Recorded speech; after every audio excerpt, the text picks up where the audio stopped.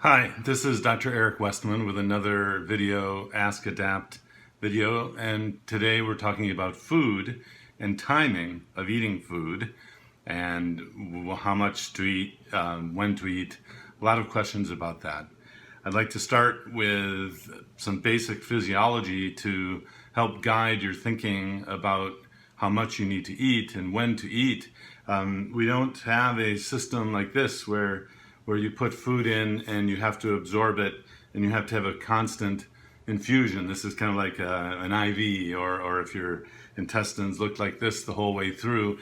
What we have is a stomach, and the stomach is a reservoir that can hold a little bit, can hold a lot, and can expand to allow you to eat lots and lots at one time, which gives me the impression that the way we're designed is that we're flexible. We have the ability as a human to eat a little bit or a lot depending on what time, how much food is available. So I'm not really convinced by looking at our basic anatomy that there's one way to go about it. And that's what I hear from the patients I've treated. So remember, my background comes from treating thousands of people who are using an ADAPT program or a fat-burning program to lose weight. Now, if you're trying to lose weight, we use the adage or the saying that you should eat when you're hungry, just like you should drink when you're thirsty. And so you don't want to avoid eating when you're hungry. You want to eat when you're hungry. Now, you might not need to eat much. So after a few days of keto adaptation, you're a fat-burning machine, the hunger goes way down, then let your hunger be the guide. So one question was from Marie, is it all right to eat once a day? My calories are about 500 a day. Again, assuming your calories are containing great nutrition, meaning protein comes first and then fat, it really doesn't matter how much every day you're eating. There can be variation in the amount. And some people can't eat much if they're trying to lose weight. I'm impressed with that, because if the metabolic rate is really slow, you have to eat less to lose weight, depending on your activity as well.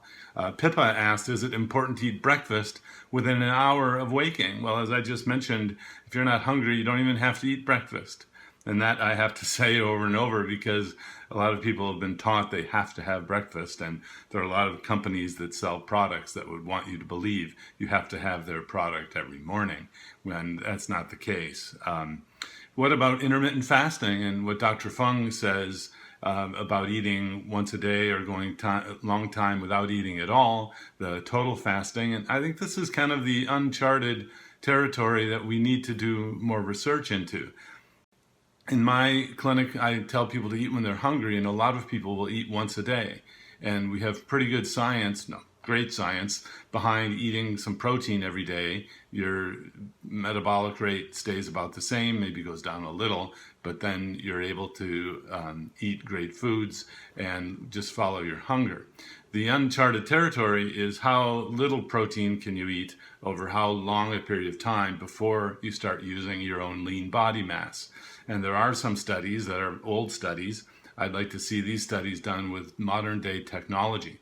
Another way to do that is measure your own lean body mass. People come to me with reams of data with their own calculations and machines, and if you can eat once a day or once a week and maintain your muscle mass and keep your strength, I think that's going to be fine. But there's still a lot of unknown questions when you're applying this to lots and lots of different people.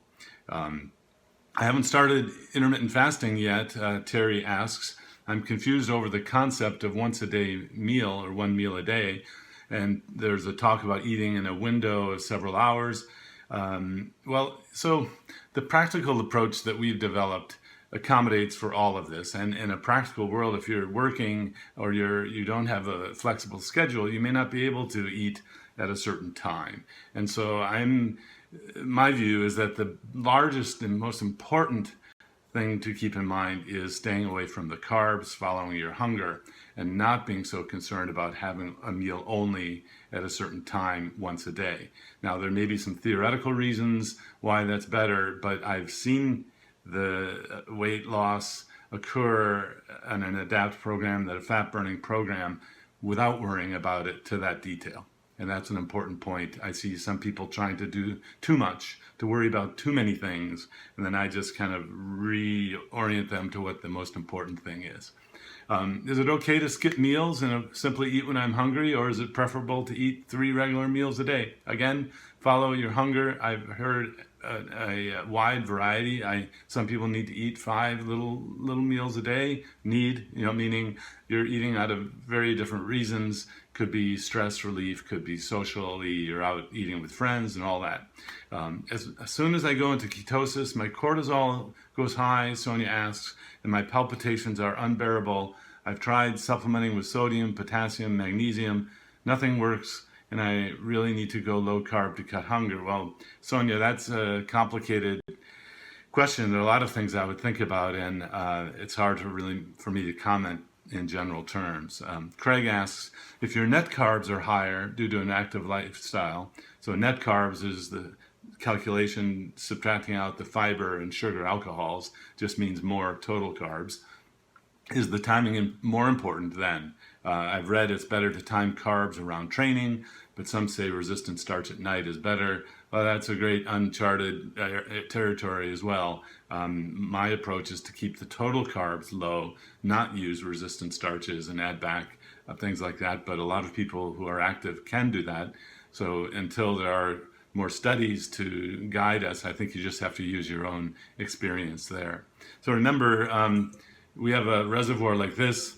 You can eat lots and lots and lots and then not eat for a long time if you're not hungry. I was struck by animals in the wild, and there was this really neat book called Eat Bacon, Don't Jog. It's a quick read, has these snippets in there. In that section, they have a section on whether humans are carnivores or herbivores or omnivores, and we really do have the intestines of a carnivore, although we could be an omnivore, as eating vegetables mainly can show that we can live that way. But we want to optimize to the extent we can. Lions in the wild, I learned in my trips to South Africa, eat about once a week. Animals in the wild who are carnivores don't eat 5 meals a day. They don't wake up being told by their parents to eat breakfast every day, and they do really well. So a lot of unanswered questions. I hope to take away some of the concerns you have about having to do this too strictly. In my experience, there's a lot of ways to do it and still be successful. I'm Dr. Eric Westman for Ask Adapt. Thank you.